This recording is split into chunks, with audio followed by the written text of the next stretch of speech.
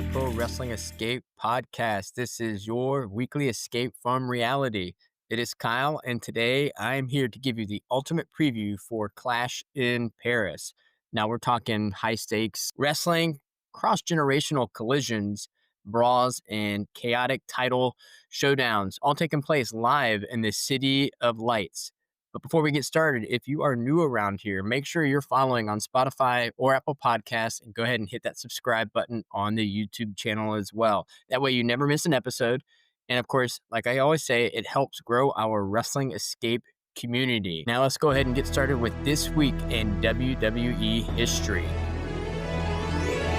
The date, August 26, 1999, WWE officially launched SmackDown as a weekly primetime show on UPN. I'm sure all of you remember that channel. It just didn't add another program. It really did change everything. SmackDown became a springboard for many new stars, of course, enhanced storytelling, and really just expanded WWE's reach. It transformed the wrestling landscape forever. But now, with that evolution in mind, let's go ahead and fast forward to the fireworks that we were headed for Clash in Paris. Now, welcome to today's main event segment. Now, Paris is known for its croissants, but Clash in Paris is all about to get flaky in all the wrong ways. Some of these dreams are about to crumble faster than a puff pastry. All right, I admit I kind of asked ChatGPT to do something kind of cringe for an intro, so I hope you guys like that. It was really hard to spit that out. So let's go ahead and dive into the preview. The first match on the card, we have Sheamus versus Rusev, and this is announced as a Donnybrook Brawl. Now, for those of you that don't know what Donnybrook Brawl is, I had to do a quick Google search because I think Drew McIntyre and Sheamus had one a couple of years ago, but it's basically a no DQ match. But if you want to envision it, it could be like an Irish pub, setting up a pub with barrels and stools, with pints all around for beer and all these shillelaghs. But let's face it, these two know how to fight. I think everybody's going to feel every blow in that arena and at home watching. You know, I love Sheamus to death. He's getting a little bit older. He still can hang. Rusev is just another animal. I think Rusev is going to end up winning this, and he could possibly just destroy Sheamus. But I got Rusev. Next, we got Nikki Bella and Becky Lynch for the Intercontinental Women's Title Showdown. Now, I remember Nikki's come back recently, and I got to admit, I was never a huge Nikki Bella fan. She's she got popular in the Divas era, and then she slowly faded once we started getting into the, I guess you could really say, women's wrestling era, like when Becky Lynch, Sasha Banks, Charlotte Flair, Bayley, they all started in NXT. That's really when you kind of started to see the Bellas, go do other things. And at that time, it was the Divas weren't really wrestlers. I mean, I know that the Bella Twins were wrestlers, but the product in the ring wasn't great.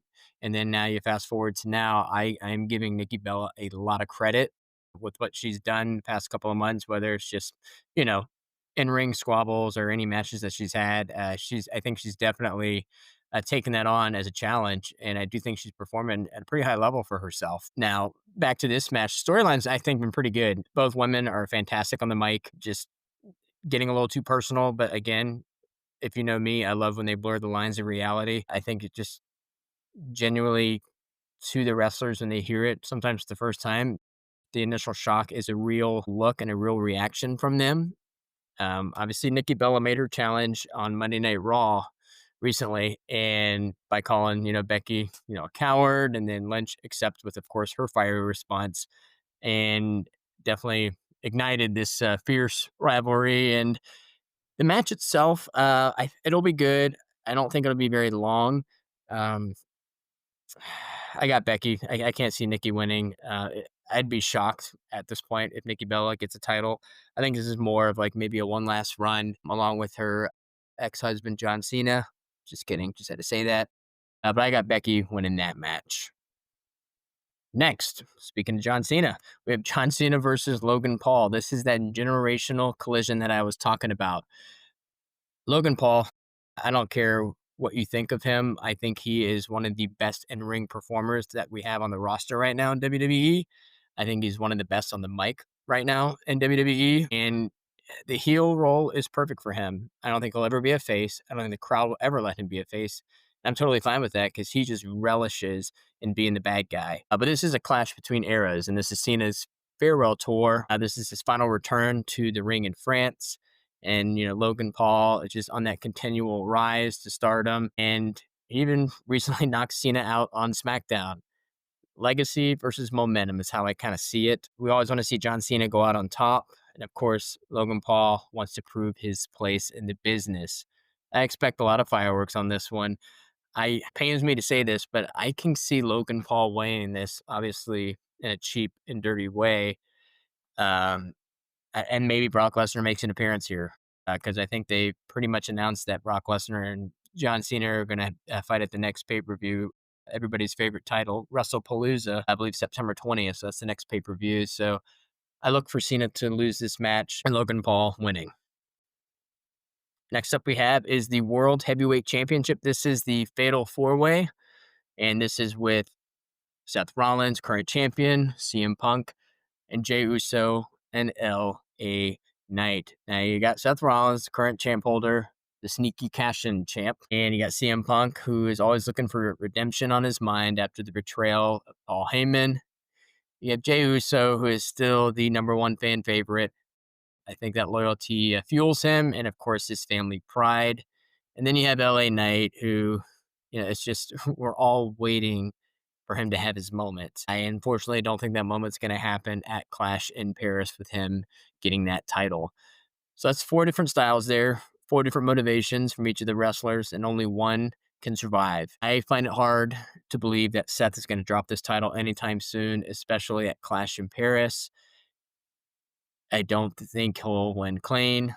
The perfect heel role. He's got his Vision crew, Braun Breaker and Big Bronson Reed, who will have a match most likely earlier in the night against Roman Reigns.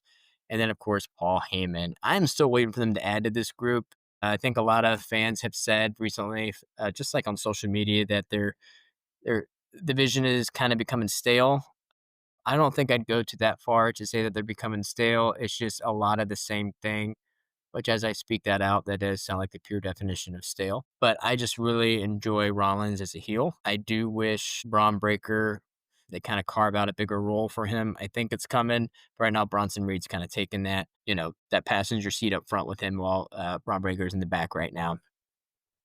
So again, I got Seth winning.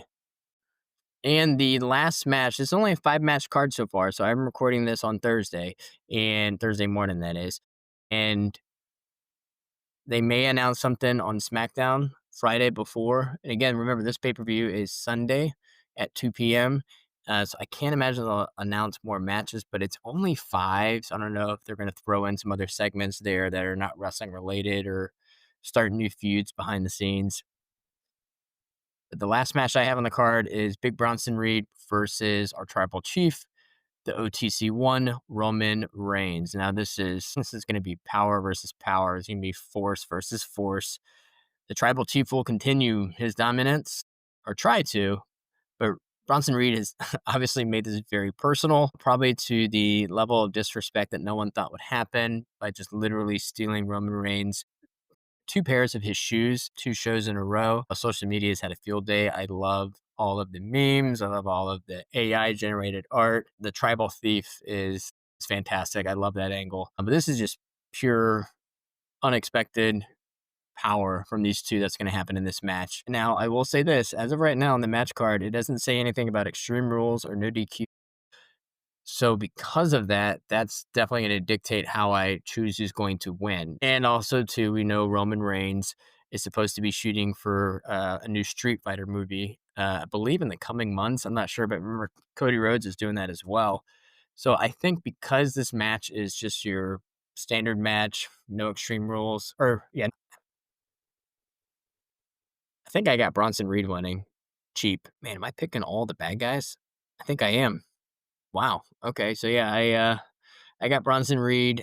I mean, I could totally see Roman winning. That's what I want to win, but I think Bronson Reed is going to win. And who knows? This could be the opportunity where they're writing Roman off for a few months, where he gets 10 different tsunamis delivered to him by Bronson Reed. And remember, Seth mentioned that on a promo this past week on Raw, saying this is exactly why he wanted Bronson Reed to join him because he knows exactly the kind of hell he can put people through. Because Seth Rollins definitely received many, many tsunamis. One episode on Raw months ago before Bronson Reed joined the Vision. So, I mean, Clash in Paris, it gives us, pretty solid showdowns on paper, some title chaos, a lot of power and violent fights are in the match card, which I love seeing that. And obviously, pair it with a pretty personal Intercontinental Women's title clash. I do think Paris is set up for a solid pay per view. I do think the match card could be a little bit bigger. I just don't know how 5 matches going into 3 hours can work, especially if I can't imagine some of these matches lasting longer than 20, 25 minutes. Maybe a couple of them, but the women's match won't. The Fatal Four could maybe last 45 minutes. I don't see Cena and Logan Paul lasting over 20 minutes. But again, what do I know? I could be totally wrong. I hope I'm wrong.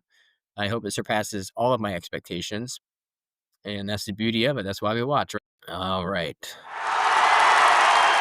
Next, we are going to go into the Crowd Speaks segment. This is where many of you submitted questions and hot takes and even predictions to the Instagram account, Pro Wrestling Escape.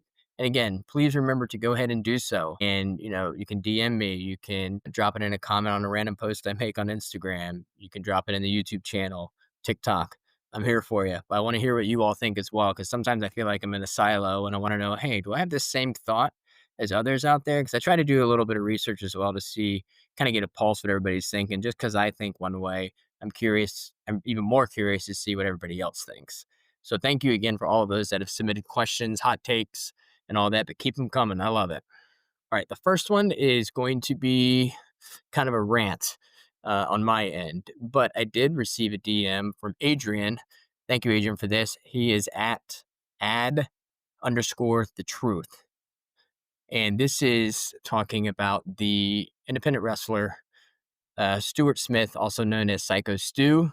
He was brutally attacked inside the ring at a recent independent event. I'll go ahead and give you the background. So, Rampage Jackson's son, Raja Jackson, 25 years old, is the son. It took place August 23rd of 2025 during a Knock X Pro Wrestling event in LA, Los Angeles. It all stemmed from what was supposed to be a scripted performance where Syko Stu, Stuart Smith, struck Raja with a beer can, part of the act earlier in the night. And then later on, Raja responded by violently entering the ring, slamming Smith, which at that point seemed to be kind of the bit still. And then as soon as he slammed Syko Stu, he delivered more than 20 heavy punches to his head while Syko Stu is laying unconscious. The whole assault was streamed live on the platform Kick, and the aftermath was Syko Stu was hospitalized in critical but stable condition and is now conscious. His family did confirm he's awake and recalling parts of the incident. LAPD rightfully launched an investigation into the attack, and many fans have gone to the GoFundMe page, and I believe it's at $70,000 to contribute towards his medical expenses. And Rampage Jackson, Raja's father, publicly apologized and quote unquote calling it a work that went wrong. Interesting choice of words. He also mentioned that Raja had suffered a recent concussion and should have not been in the match. Well, it wasn't a match. And then my buddy Adrian, who posed this for the segment, says that justice should be served, and he's praying for Stu and his family. I totally agree, Adrian. Thank you for bringing this up. And here is my rant. This is what really makes my blood boil. Syko Stu turned to pro wrestling as his escape. Just like Pro Wrestling Escape here, that's what we all do. We escape reality. We want to, be entertained, and he wants to entertain us. He's escaping from his own reality. Yeah, he's a veteran. He's been through more than most of us could even imagine, and wrestling gave him that outlet, a sanctuary, and a place to heal. That ring was his therapy, his joy, and like I said, his escape from the chaos of real life. And what did Raja Jackson do? Well, he poisoned that escape. He turned it into a nightmare, not only for all of us that watched, but Syko Stu and his family. 20 plus punches again were while Stu was already down, broken bones, teeth knocked out, and unconscious. It's not reckless, it's just malicious. And it isn't just about one man. It's about what the business is supposed to be. Pro wrestling is built on trust, on passion, and on that idea for a few hours we get to escape together as fans and as wrestlers alike. And that's why I call my show and my page Pro Wrestling Escape, because that's what wrestling is meant to be, an escape. Roger Jackson doesn't just disrespect Syko Stu, he disrespected all of us who lived and breathed this business. He turned what should have been in a safe haven into a crime scene. Like, that's why I'll say it out loud and clear. Roger Jackson does not deserve to be around any pro wrestling events ever again, and he should be arrested, point blank. I mean, it was a vicious assault. Some may call it attempted murder. If you haven't seen the video, honestly, I would recommend not watching it. I saw it. I saw all the way through once, and then I saw it again pop up on my feed, and then I stopped it after the first punch because it was just sickening. So that's my stance on that. I think everybody has kind of the same stance. And for those of you that say, "Oh, we threw a beer can at him," all right, well then apparently I shouldn't cut you off in traffic, because I mean you're gonna drag me down in my car, beat the ever living life out of me. Okay, all right, I'm done off that soapbox. Now let's get back into some other pro wrestling rants that we all love. We have Elias_Bailey04. He says, "I think Cena loses, not clean, and continues his losing streak until his final match." Yeah, that's kind of, I agree. That's why I think Cena is going to lose to Logan Paul. Now, if he's going to continue that losing streak until his final match, that's going to be interesting to see, especially with the whole Brock Lesnar angle. Is he going to lose to Brock as well? That is a pretty good hot take. Thank you for that one, Elias. But I could see WWE dragging that out to the very end. Next, we have at Wrestling Chico. Came in with some fire here. He said Big Bronson Reed is going to smash Roman and send him to the Street Fighter movie set. I agree. I think that's the angle here. I think they're going to write off Roman with this match. Could be wrong, but this seems to make the most sense. So I agree with you on that, Wrestling Chico. And next we have Tribal_Chief_756. Thank you for yours. He went on to say Bronson Reed will win to keep the Shulafala gimmick. Look, the gimmick is spread like wildfire. I love it, and I'm here for it. And I think us as wrestling fans just take it to the next level. We always find a way to make it even more fun. So that's awesome. Thank you for that. But that was The Crowd Speaks. So thank you guys. And just remember to drop your hot takes in the comments, DM me on Instagram, or reply on YouTube. The more you bring, the more we can fuel this Crowd Speaks segment weekly. And thanks for hanging. Just one quick ask, like I always do before you go ahead and hit follow on Spotify or Apple Podcasts if you haven't done so already. Every follow and review help us breathe life into this podcast. It connects us with more fans. We can do deeper dives into the wrestling we all love. This has been your Pro Wrestling Escape. I'm Kyle, and I will see you next week. Enjoy Clash in Paris.